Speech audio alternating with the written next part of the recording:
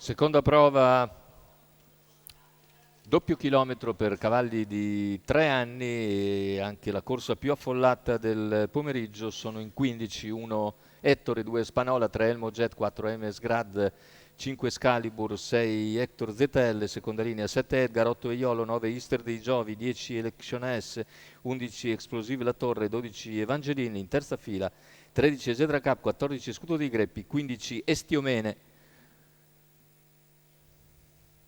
L'errore di Elmo Jet, macchina che accelera, la velocità iniziale di Hector ZL che conquista in breve il comando sfilando Numero 3 Elmo dall'esterno. Jet È in squalificato. seconda posizione. Numero 4 Hermes Grad squalificato. Seconda posizione Evangeline nei confronti di Ettore. Numero 14 Scudo dei Greppi squalificato. Si procede con Hector che continua a guidare liberamente, 200 iniziali in 15 e 2 per l'allievo di Andrea Farolfi che si presenta nettamente al comando al passaggio davanti alle tribune.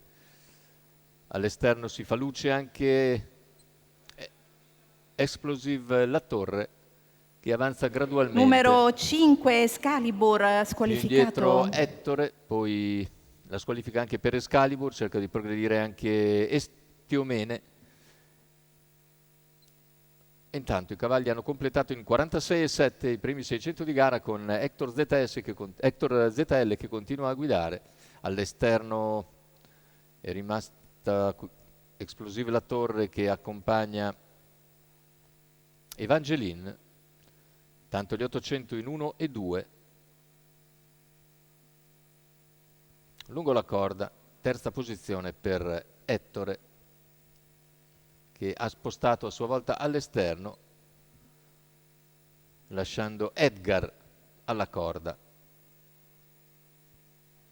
Al largo c'è anche Estiomene. Intanto i cavalli sono a un giro dalla conclusione con situazione tattica che non cambia, sempre in vantaggio Hector ZL.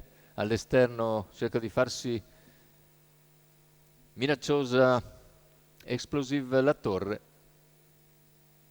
ma per il momento tranquillamente numero al comando. 15 Estiomene squalificato. Anche Estiomene. Numero 7 Edgar squalificato. Corsa ad eliminazione, sono rimasti praticamente in 5 a concorrere per la vittoria con Hector ZL che rimane in vantaggio nei confronti di Evangeline. All'esterno Explosive La Torre, al largo ha spostato anche Ettore, poi lungo la corda Eiolo.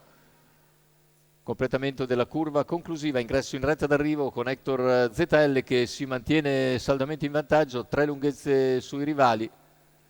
Si impegna ancora Explosive La Torre a centropista, ma la vittoria non può più sfuggire ad Hector ZL che si allontana sempre più, vince nettamente, secondo posto per Explosive La Torre, al terzo finisce Ettore. 1:16,7 il ragguaglio conclusivo. Hector ZL a segno dunque con Andrea Farolfi in sediolo per conto di Mauro Baroncini e il signor Lucio Zucchetti. Vittoria per distacco, davvero notevole.